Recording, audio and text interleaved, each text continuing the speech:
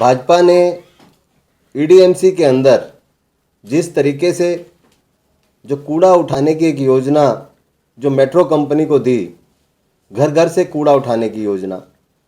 ऐसा नाम है, ऐसा लगता है कि अब किसी घर के बाहर कोई कूड़ा पड़ा हुआ नहीं मिलेगा, किसी घर के अंदर कोई बैलेंस कूड़ा नहीं रहेगा। लेकिन बहुत ही शर्म की बात है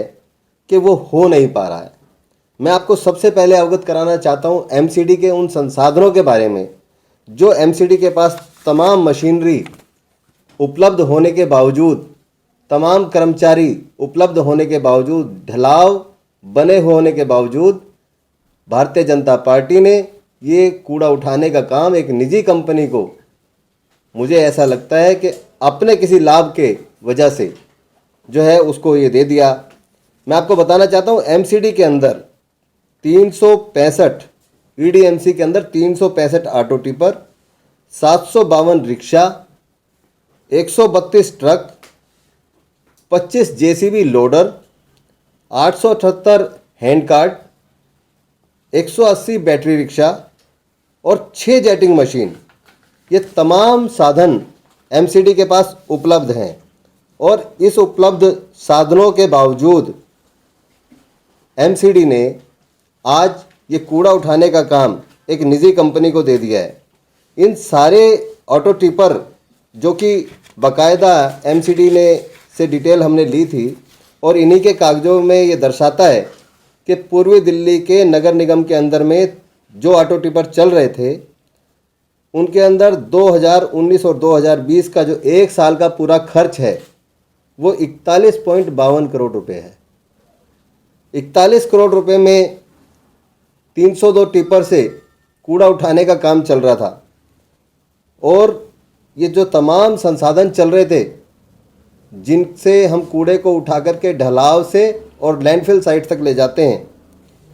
ये तकरीबन उनके जो डीजल वगैरह में जो खर्चा हो रहा था, उनकी मेंटेनेंस में जो खर्चा हो रहा था, डीजल का और संसाधन का 12 करोड़ 60 लाख रुपए खर्चा हो रहा था, जो कि इसमें दिया हुआ है कि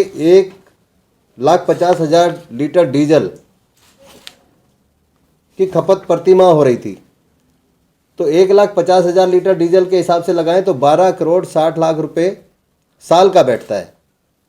तो इस खर्चे के बावजूद मुझे ये समझ नहीं आया कि जो काम ईडीएमसी इतने क्राइसिस के समय में, जब ईडीएमसी के पास एक एक रुपए की परेशानी है, तब इन्होंने ये कूड़ा उठाने का काम एक निजी कंपनी को दे दिया, जिसकी जिम्मेवारी थी कि एक एक घर जाएंगे, उसके किराएदार की घंटी बजाएंगे, मकान मालिक की घंटी बजाएंगे, घर से कूड़ा लेंगे, टिपर में डालेंगे, उसके बाद वो ढलाव पॉइंट तक जाएगा और ढलाव पॉइंट से लैंडफिल साइट तक जाएगा। लेकिन बहुत ही शर्म की बात है कि जब हमने इसकी छानबीन करी, जब हमने इसकी निकाली, इसकी छानबीन करके इसकी जांच करी, तो हमने पाया कि कूड़ा घरों से उठाना तो दूर की बात, आप दूसरे वार्डों की चर्चा छोड़ दीजिए। मैं एक वार्ड की बात करना चाहता हूं जो कि साउथ जोन की चेयरमैन है, मयूर विहार फेज 2 वार्ड है, वार्ड नंबर 11 है। यहाँ जा कर के हमने लोगों से बात करी और लोगों से बात करके हमने पाया कि वहाँ पर घरों में कूड़ा उठाने की बात तो बहुत दूर की बात है, गलियों के अंदर भी कोई रिक्शा, कोई टिपर नहीं पहुँच पा रहा। वहाँ लोगों ने शिकायत करी है कि हमारे यहाँ गली में भी कूड़ा लेने के लिए कोई टिपर नहीं आ रहा है। तो ये एक बहुत बड़ा प्रश्न खड़ा करती है ये बात कि जब जोन की चेयरमैन, जिनके यहाँ पे सफाई व्यवस्था भारतीय जनता पार्टी की पार्षदा हैं, उनके यहाँ इस प्राइवेट कंपनी ने कूड़ा उठाने का काम शुरू कर रखा है और पहले चरण या दूसरे चरण में ये हुआ था, आज तक उनकी गलियों की भी शिकायतें हैं। तो जो दूसरे और पार्षद हैं, क्या उनकी बात सुनी जाएगी? क्या उनके वार्डों में सफाई हो पाएगी? मुझे नहीं लगता। आज ये कंपनी जिस तरीके से कूड़ा उठाने में फेल साबित हो रही है, उसकी एक बहुत बड़ी पुष्टि उसी वार्ड के एसआई सैनिटरी इंस्पेक्टर ने की, जिसमें उन्होंने अपनी रिपोर्ट दी है। इस रिपोर्ट में साफ साफ लिखा है कि गलियों के अंदर 3 दिन तक कूड़ा पड़ा रहता है, 3 दिन तक कूड़ा नहीं उठ पाता, गलियों में रिक्शा नहीं आती, शील्ड पड़ी रहती है। ये उसी सैनिटरी इंस्पेक्टर की रिपोर्ट मैं आपके सामने पेश कर रहा हूँ। जब वहाँ का सैनिटरी इंस्पेक्टर खुद ये बात कह रहा है और मान रहा है, तो फिर ये भारतीय जनता पार्टी के लोग इस कंपनी को ज़बरदस्ती लगाने के लिए क्यों आतुर हैं, क्यों परेशान हैं, मुझे ये बात समझ नहीं आ रही। इसी के साथ साथ जब इस कंपनी की बात करते हैं और इसी तरीके से कूड़ा उठाने का काम साउथ एमसीडी के अंदर भी दिया हुआ है, आप सभी लोगों को भली भांति पता होगा। आप कॉमर्शियल दुकानों से कूड़ा उठाने का पैसा ले रहे हैं, आप बंद घरों से भी कूड़ा उठाने का पैसा मांग रहे हैं, उनके पास नोटिस भेज रहे हैं।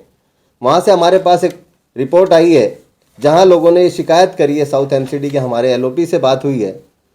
वहाँ पे लोगों ने आकर के ये कहा कि हमारे घर के अंदर कोई भी व्यक्ति नहीं रहता, ना कोई किराएदार है, ना हम स्वयं रहते हैं, हमारा एक्स्ट्रा प्रॉपर्टी है, हमने बंद करके रखी हुई है, हमारे यहाँ कूड़े की कोई प्रोडक्शन नहीं होती, जहाँ से कूड़ा कोई पैदा नहीं होता, क्या वहाँ पे भी आप बिल भेजेंगे, क्या वहाँ से भी आप पैसा लेंगे? सबसे पहली बात तो नगर निगम का काम सेवा का काम है। नगर निगम का काम घर घर से कूड़ा उठाने का, गली मोहल्लों को साफ करने का काम है। लेकिन आज मुझे ऐसा लग रहा है कि इस नगर निगम को एक व्यवसाय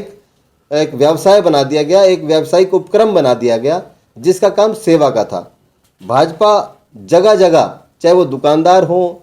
चाहे छोटी छोटी दुकानें हों या फिर घर हों, आज साउथ एमसीडी में वहाँ से पैसे लेने का काम चल रहा है। मुझे ऐसा लगता है कि आज ये प्रक्रिया जिस तरीके से शुरू करी गई है ईडीएमसी में, आज यहाँ पे पैसा नहीं लिया जा रहा, बताया जा रहा है पैसे नहीं लिए जाएंगे, लेकिन जैसे जैसे इसको आगे बढ़ाया जाएगा, मुझे लगता है कि यहाँ पर भी भारतीय जनता पार्टी ने बहुत कुछ छिपा के रखा हुआ है और इनके साथ अंदर से हाथ मिला रखा है। और घरों से जब कूड़ा उठाते उठाते ये घरों से भी पैसा लेंगे और दुकानदारों से भी पैसा लेंगे, जबकि यमुना पार बहुत ही गरीब तबके के लोग रहते हैं। हमारे यहाँ 25-25 गज के मकानों में रहने वाले लोग हैं, उसमें भी 3-3 मंजिल पे अलग अलग फैमिलियाँ रहती हैं। मैं समझता हूँ कि जहाँ 10,000 रुपये कमाने वाला व्यक्ति जो महीने में 10,000 रुपये कमाता हो और उस पर इस तरीके के खर्चे डाले जाएंगे, तो वो अपना घर चलाने में कैसे सामर्थ्य उसका रहेगा, मैं नहीं समझ पाता। तो मैं आपके माध्यम से भारतीय जनता पार्टी को बताना चाहता हूं कि जिस तरीके से